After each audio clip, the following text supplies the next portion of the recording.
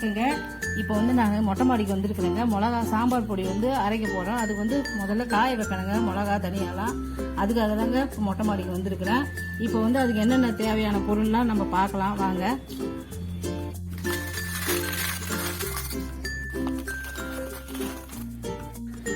இப்போ பார்த்தீங்கன்னா நான் மிளகா வந்து நீட்டு மிளகாவும் எடுத்துருக்கிறேன், குண்டு மிளகாவும் எடுத்துருக்குறேங்க. இது 1/2 கிலோ அது 1/2 கிலோ போட்டிருக்கேன். எதுக்குன்னா நீட்டு மிளகா வந்து பார்த்தீங்கன்னா நல்லா கலர் வருங்க. இந்த நீட்டு மிளகா வந்து நல்லா வந்து சாம்பார் பொடி கலராக வரும்.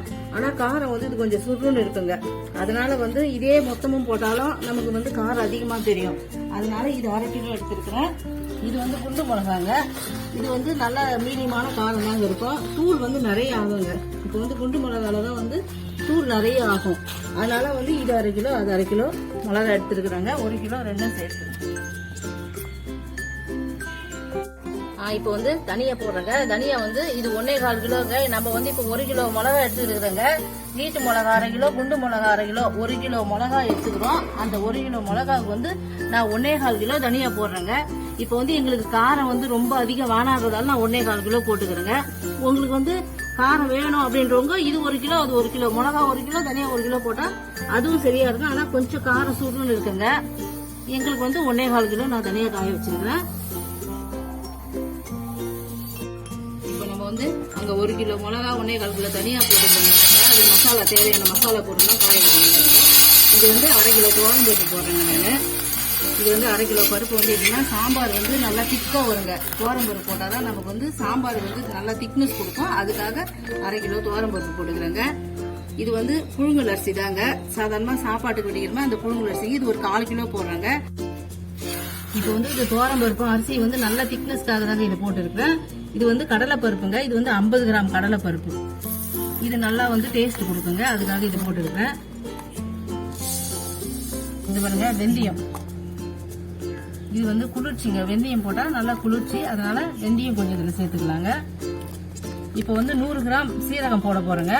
100 கிராம் சீரகம் பாருங்க இதுல வந்து ஆட் பண்ணிடலாம்.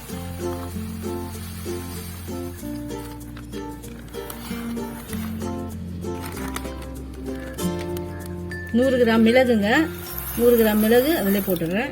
இது வந்து நல்ல காரத்துக்கும் நல்ல வாசனைக்கும் மிளகு சீரகம் இதில் சேர்க்கணுங்க. இது வந்து கசகசா போடுறேங்க.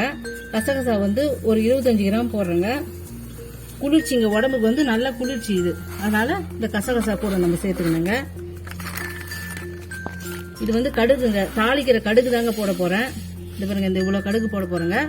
இது வந்து வாழ்வுலாம் களைக்குன்னு சொல்லுவாங்க கடுகு போட்டா. அதனால வந்து எங்க பாட்டிங்க எங்க அம்மாலாம் செய்யும்போது இப்படிதாங்க இதெல்லாம் போட்டுதாங்க மிளகாத்தூள்லாம் அரைப்பாங்க.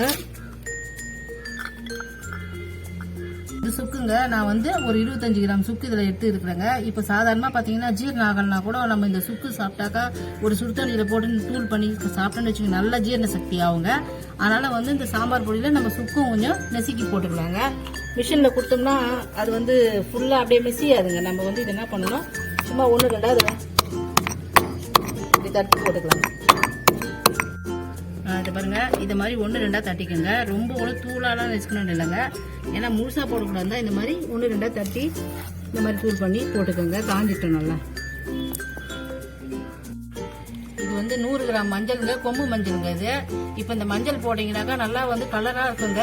இப்போ வந்து நம்ம சாம்பார் பொடி போட்டோம்னா கூட நல்லா மஞ்சள் தூள் போடுற மாதிரி இந்த கலர் வந்துடும். அதுக்கு தாங்க இந்த மஞ்சள் 100 கிராம். இப்போ இந்த மஞ்சளை வந்து நம்ம இதில் தட்டி போட்டுக்கலாங்க. 1-2 அப்படியே நம்ம தட்டி இதில் போடணுங்க.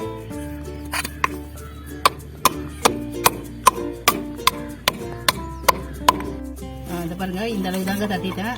இந்த அளவுக்கு தட்டினா போதுங்க. ரொம்பலாம் வந்து மாவு மாதிரிலாம் தட்டத்தாலங்க. இது வந்து போதும். இதுவும் காயட்டங்க. இது வந்து கடுக்காங்க. இது வந்து கடுக்கா எப்படின்னாக்கா உடம்புக்கு ரொம்ப குளிர்ச்சியும் கொடுக்கும். அதுக்கு முன்னெல்லாம் சொல்லுவாங்கங்க கடுக்கா சாப்பிட்டா நல்லா ஆள் முடுக்கா இருப்பாங்கன்னு சொல்லுவாங்க.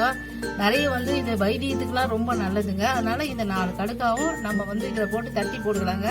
நடுப்புற கடை கொட்டையை விட்டுலாங்க. அந்த மேலே கடை தோலை மட்டும்தாங்க நம்ம தட்டி போட போறோம். இப்போ இதில் போட்டு தட்டிக்கலாங்க.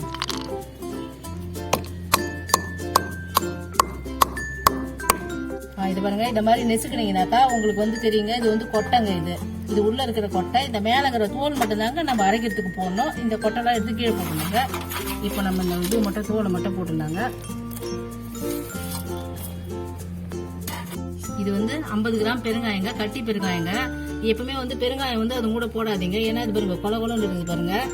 இது வந்து அது கூட போட்டீங்கன்னா அவ்வளோ சீக்கிரம் காயாதுங்க. நம்ம என்ன பண்ணணும், ஒரு தனியாக ஒரு எடுத்து பாத்திரத்தில் இந்த மாதிரி தட்டில் வந்து நீங்கள் இது மாதிரி பிச்சு போடுங்க. இந்த மாதிரி பிச்சு போட்டிங்கனாக்கா இது தனியாக இருந்ததாங்க காயும். வாசனைக்கு பெருங்காயம் கண்டிப்பாக போடுங்க, அப்போ தான் வந்து சாம்பார் பொடி நல்லா கம கம்மன்னு வாசனையாக இருக்குங்க. அதனால இந்த அளவுக்கு பெருங்காயம் போட்டுக்கோங்க.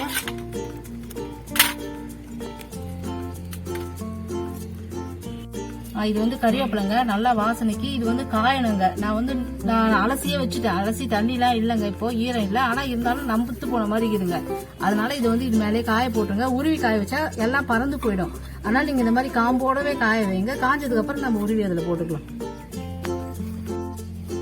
இப்போ வந்து நான் எல்லா பொருளும் இதில் சேர்த்துட்டேங்க.